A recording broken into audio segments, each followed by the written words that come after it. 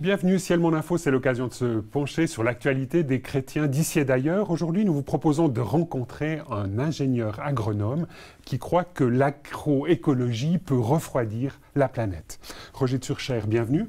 Bonjour. Alors, vous êtes ingénieur agronome EPFZ, vous travaillez pour deux ONG en Suisse romande, FH, Food for the Hungry, et DM Échange Émission. Vous intervenez aussi comme enseignant dans la Haute École du paysage, d'ingénierie et d'architecture de Genève. Alors, pour vous, quel est actuellement le signe le plus flagrant du réchauffement climatique ? Je pense que tout le monde le constate un petit peu, hein, c'est le dérèglement des saisons, c'est présent partout dans le monde, on le voit chez nous. Hein. La différence entre peut-être ce qui se passe chez nous, où parfois les saisons démarrent plus tôt, finissent plus tard, ou bien il y a des épisodes de froid qui viennent après le démarrage du printemps, etc. Et ça pose des grands problèmes aux vignerons et aux autres cultivateurs, on l'a vu ici en Suisse, mais il y a des systèmes parfois d'assurance, il y a parfois des solutions techniques. Hein, vous vous souvenez qu'on voyait les personnes qui mettaient de l'eau pour créer des capsules de glace autour des bourgeons pour protéger les plantes, hein, c'était l'année passée, je crois. Ces solutions n'existent pas dans beaucoup de pays tropicaux qui subissent les changements des saisons, les changements climatiques qui se traduisent par des changements au niveau du rythme des pluies de façon beaucoup plus violente. Hein. Et ce qu'on constate, c'est que ces paysans qui sont vraiment dépendants, qui n'ont pas donc d'assurance, aussi de crédit, d'accès au crédit pour investir, etc., ils sont absolument dépendants de la quantité de pluie qui tombe pendant une période donnée, surtout ceux qui n'ont qu'une saison des pluies de 3 mois. En général, il faut que la pluie tombe tous les 3 jours, ou 2 ou 4, hein, pour que ça leur permette vraiment de mener à bien leur culture. Il faut que la plante réussisse à pousser avec ce rythme de pluie. Et aujourd'hui, le plus grand problème, c'est l'irrégularité des pluies. C'est-à-dire qu'au lieu d'avoir cette pluie régulière, il peut y avoir des périodes sans pluie en plein milieu de la saison de culture de 2 semaines. Or, la façon de cultiver traditionnelle ne permet pas de répondre à ce problème. Il peut arriver que les plants meurent et il faut ressemer. Et ça, c'est vraiment un risque. Ça, c'est un des indices les plus marquants pour vous de cette dynamique de changement climatique dans laquelle on est entré. Le changement des saisons, principalement. Alors, lorsqu'on parle avec vous de réchauffement climatique, vous aimez à dire que nous sommes entrés dans une époque anthropocène. Alors, qu'est-ce que vous entendez par ce terme-là ? J'ai trouvé que c'était intéressant que les spécialistes ont inventé ce terme, qui n'est pas reconnu par tout le monde, mais enfin, il explique bien. Hein, anthropo, c'est l'humain, l'être humain, et puis oui. scène, c'est la période. Donc, on est dans la période marquée par l'humain, au niveau de l'histoire de la planète, hein, donc sur le temps long. Oui, c'est une sorte de catégorisation de type géologique. Voilà, hein, comme on parle des périodes à l'époque des dinosaures, etc., les spécialistes mettent des noms à ces différentes périodes. Et cette période actuelle est donc marquée par l'impact de l'humain sur la nature, c'est-à-dire que le fonctionnement même de la planète, hein, avec les courants, l'air qui circule, les courants marins, etc., la température, les saisons, tout ça a été modifié en fait à cause de l'activité humaine. Et ça, c'est nouveau, c'est depuis quelques dizaines d'années, hein, peut-être depuis le XXe siècle, on n'a pas une date précise, mais c'est complètement nouveau. C'est en lien finalement avec la dynamique d'industrialisation de notre humanité. Exactement. Et cette industrialisation qui se généralise, qui est partie du monde occidental hein, au XIXe siècle, mais qui aujourd'hui, quelque part, reste une sorte de modèle dominant pour tout le monde, hein, y compris pour les pays qu'on appelle en transition ou qui se sont maintenant industrialisés comme la Chine, mais il y a d'autres qui suivent. Quelque part, ce modèle est en train de se généraliser. Or, c'est un modèle qui a un impact non durable sur l'environnement. Il modifie le fonctionnement du système Terre. Donc, c'est vraiment quelque chose d'extrêmement important et il faut absolument qu'on s'y intéresse. Alors, dans ce contexte, l'agriculture industrielle est une des activités humaines qui émet le plus de CO2, de dioxyde de carbone. Alors, concrètement, pour nous permettre un peu, à nous béotiens, de mieux comprendre, en quoi est-ce que l'agriculture aujourd'hui émet toujours plus de CO2 ?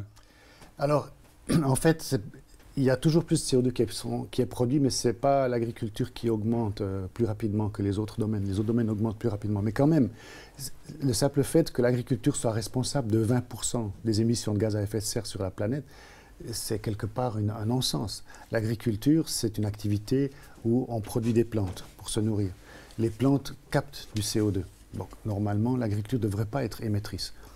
Et justement, l'idée, c'est qu'on puisse trouver une nouvelle façon de produire qui n'en soit plus émettrice de gaz à effet de serre pour l'agriculture, mais que l'agriculture devienne de façon nette qu'elles permettent de capter, une captatrice de CO2. De faire des puits de gaz carbonique. Alors concrètement, vous avez toute une réflexion là autour que vous partagez dans le cadre de vos engagements dans les 2 ONG dont on a parlé, mais aussi dans le cadre de votre enseignement. Qu'est-ce qu'on pourrait faire concrètement pour que justement l'agriculture devienne davantage captatrice de CO2? Alors justement, des instituts de recherche en agriculture biologique, que ce soit aux États-Unis ou en Suisse, ont réussi à prouver qu'en changeant les pratiques agricoles, on pourrait quelque part capter tout le CO2 produit par l'activité humaine. Donc même pas seulement agricole, mais pas seulement renverser la situation de l'agriculture, mais l'ensemble du CO2 produit. Et il y a même une initiative française qui s'appelle 4 pour 1000, où on cherche à augmenter le taux de matière organique dans les sols pour pouvoir renverser cette émission de gaz carbonique et plutôt permettre à ce que le gaz carbonique, c'est-à-dire le carbone, soit retenu dans les sols. Donc pour vous, concrètement, l'agriculture pourrait être une solution pour refroidir, excusez le terme très basique, mais pour refroidir la planète? Tout à fait. Donc en fait, certaines pratiques agricoles que nous faisons au niveau de nos jardins, il y a des grands changements qui ont été opérés ces dernières années avec l'introduction de la permaculture, avec des nouvelles techniques. On pourrait les généraliser aussi à un niveau plus global. Alors la première chose, c'est que le sol ne devrait pas rester nu. Donc on peut avoir une couverture du sol par des copeaux. Donc c'est la dynamique du paillage. Par le paillage, ce qui permet d'augmenter la création d'humus et donc le fait que le carbone reste dans le sol, plutôt que la minéralisation soit accélérée et que les matières organiques se transforment en minéraux rapidement et puis que ça produise du gaz carbonique. Deuxièmement, on peut ajouter simplement des végétaux. C'est ce qu'on fait avec la reforestation. On rajoute des arbres un peu partout, mais souvent, on ne le fait pas dans les cultures. Or, aujourd'hui, on constate qu'il y a des effets extrêmement positifs d'ajouter des arbres dans les cultures. Donc, au milieu des champs, contrairement à ce qu'on a fait ces 50 dernières années, essayer de remettre des arbres, qu'est-ce que ça apporterait concrètement? Je donne un exemple entre le chêne et le noyer en France, par exemple, pour prendre un exemple, un climat tempéré européen. On constate que même si on met des lignées de noyers dans les champs, et que ça empêche donc le blé de pousser sur cette surface, donc à la fin, sur le champ, il y a moins de blé que dans une culture pure. En réalité, on récolte la même quantité de blé. Donc il y a une association positive entre le noyer et le blé, et puis bien sûr, après 20-30 ans, on peut en plus récolter des fûts, récolter des troncs, et puis chaque année, on peut aussi donc, couper les branches, les broyer et avoir ces copeaux, ce bois raméal fragmenté qu'on peut répandre sur les champs, et ce qui va augmenter la matière organique. Si on n'a pas cette possibilité, ou si on veut choisir plutôt une couverture du sol par des plantes vivantes, c'est excellent aussi, hein, ça permet d'associer des plantes. On le fait aujourd'hui de plus en plus, il y a des recherches pour associer des plantes légumineuses qui fixent l'azote avec les céréales. Et puis ça permet d'avoir plus de plantes sur la surface et sur une plus longue période de l'année, et donc ces plantes automatiquement vont capter du gaz carbonique. Il y a aussi toute la question du bétail. On voit qu'une vache, c'est fait pour manger de l'herbe, hein. Elle a plusieurs estomacs, c'est un animal qui est fait exprès pour ça, pour digérer ce genre de nourriture. Et souvent, au lieu de leur donner de l'herbe pour des questions de simplification, et justement parce qu'on industrialise les processus... On leur donne du soya? On les garde parqués quelque part, et on leur donne du soya pour les protéines et du maïs pour l'énergie. Et puis, à cause de ça, en fait, il y a moins d'herbe qui est produite, il y a moins de pâture, il y a moins de pâturages qui sont entretenus, et donc il y a moins aussi de ces surfaces qui sont vertes en permanence et qui peuvent capter. Donc toutes ces techniques, en fait, aussi le fait d'utiliser des engrais organiques qui favorisent la création d'humus, donc de garder le carbone dans le sol, plutôt que des engrais minéraux qui favorisent l'activité de minéralisation, c'est-à-dire de créer des sels hein, à partir de la matière organique, et ça dégage du gaz carbonique. Donc les processus où on imite la nature, en fait, on imite la forêt. C'est un peu votre intuition fondamentale, c'est que finalement, il faudrait davantage observer la nature, observer ses cycles, observer la manière dont elle fonctionne pour, quelque part, s'inspirer et essayer de mettre en pratique ce qu'elle met en place, plutôt que d'entrer dans une dynamique de confection de voitures qui correspondrait à ce qui prévaut dans l'agriculture aujourd'hui. Voilà, moi je pense que ça a été quand même une erreur d'industrialiser, de vouloir industrialiser complètement l'agriculture. Ce n'est pas une activité où on peut le faire, ce n'est pas pertinent. et ça produit des effets dévastateurs à long terme. Donc on doit garder une autre relation à la terre et à l'environnement quand on produit la nourriture. On doit faire les choses différemment. Et c'est vrai que de plus en plus de paysans le font, que ce soit au nord ou au sud, et avec des résultats très positifs.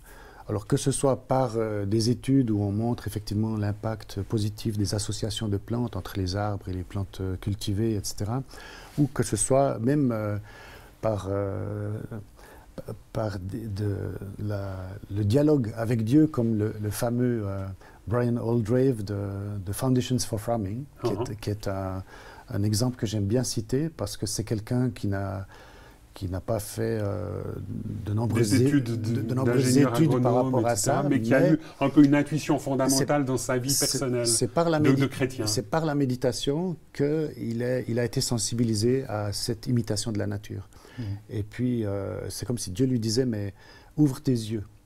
Et donc, il était dans une forêt et il s'est dit, mais dans la forêt, on ne laboure pas. Dans la forêt, on ne répand pas des engrais.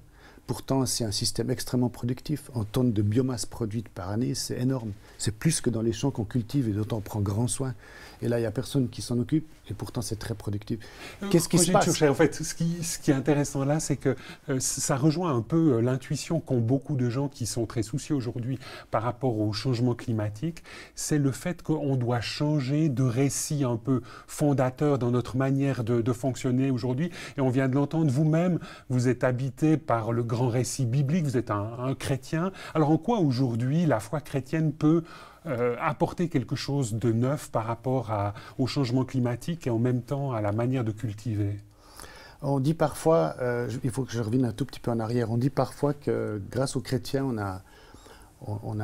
à cause. Grâce aux chrétiens, quelque part, il y a eu le développement. Il y a eu cette distance qui est prise avec la nature, qui permet de l'étudier. Il y a eu le développement de la science, etc., à la réforme, aux Lumières, etc., tout le processus. Mais en même temps... Donc là, ce serait à cause du récit chrétien. Et maintenant, il y a cette critique qui vient ensuite, à cause du récit chrétien, quelque part, on s'est beaucoup trop distancé de la nature et on l'a considéré finalement comme une chose à dominer, etc. Mais j'aimerais quand même dire que quand il est dit dans la Genèse que l'être humain doit avoir une autorité sur le reste de la création, moi je le vois aussi de façon positive dans certains cas. Si je prends par exemple le stockage du maïs, comme je l'ai vu dans certains pays dans lesquels je travaille en Afrique, ou même si on prend les statistiques de la FAO, 1/3 des récoltes sont mangées, sont détruites par toutes sortes de...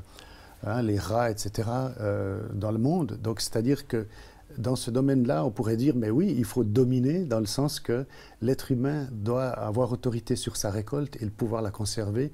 Et les autres animaux, ils ont d'autres endroits où ils peuvent se nourrir, mais pas consommer notre récolte. Donc, cette domination, elle doit s'exercer de ce point de vue-là. C'est pour ça qu'en Valais, on mettait des pierres sous dans le cas des masos et tout, voilà, il y avait pour protéger. une belle protection. Donc l'humain a fait cette domination pour empêcher parfois certains autres êtres vivants de s'accaparer de ce qu'il avait produit. Ça, mais en même temps, est-ce qu'il n'a pas perdu quelque chose justement de ce récit, ce grand récit fondateur? Et ça, c'est normal, je trouve. Par contre, ce qui n'est pas normal, c'est justement de répandre des produits qui tuent la vie. Je viens de lire l'exemple qu'on a interdit certains, je suis aussi apiculteur, et on a interdit certains produits parce qu'ils sont nocifs aux abeilles, et des études ont été faites pour les produits qui les remplacent, mais apparemment tout aussi nocifs.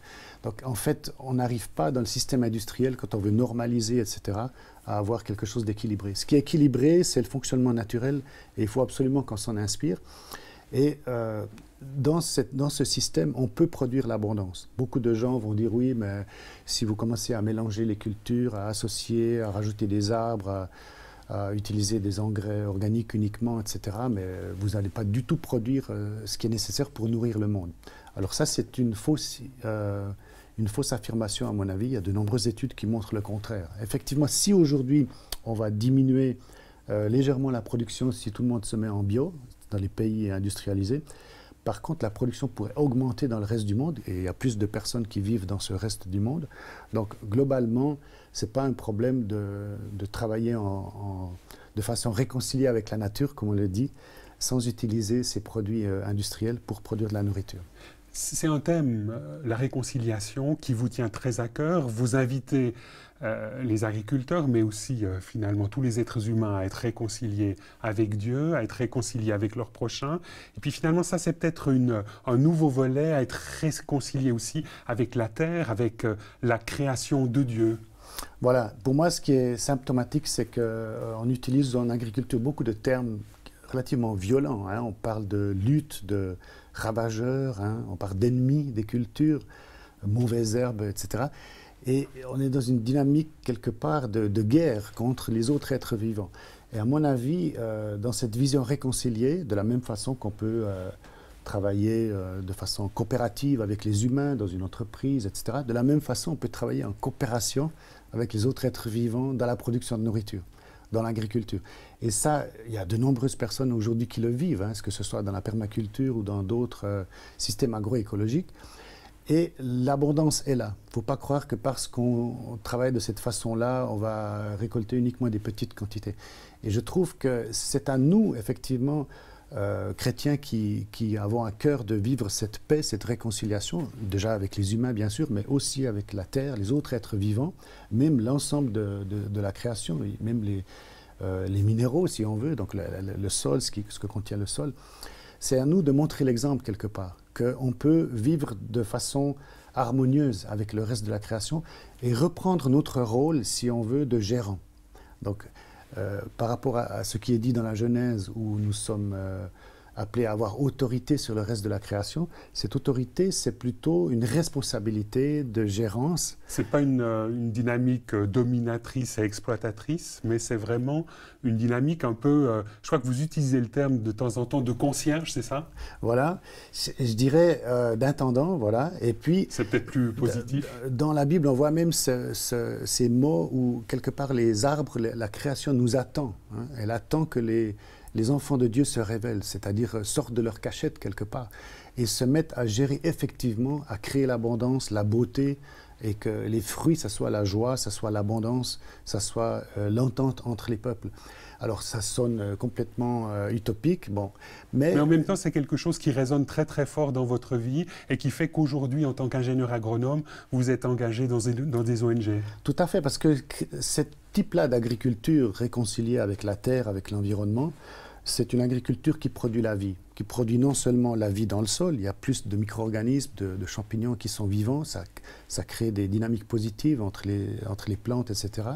Mais non seulement à ce tout petit niveau, mais aussi au niveau de la ferme, au niveau de la personne qui gère, avec sa famille, même au niveau du terroir, même au niveau de la région, même au niveau de la nation.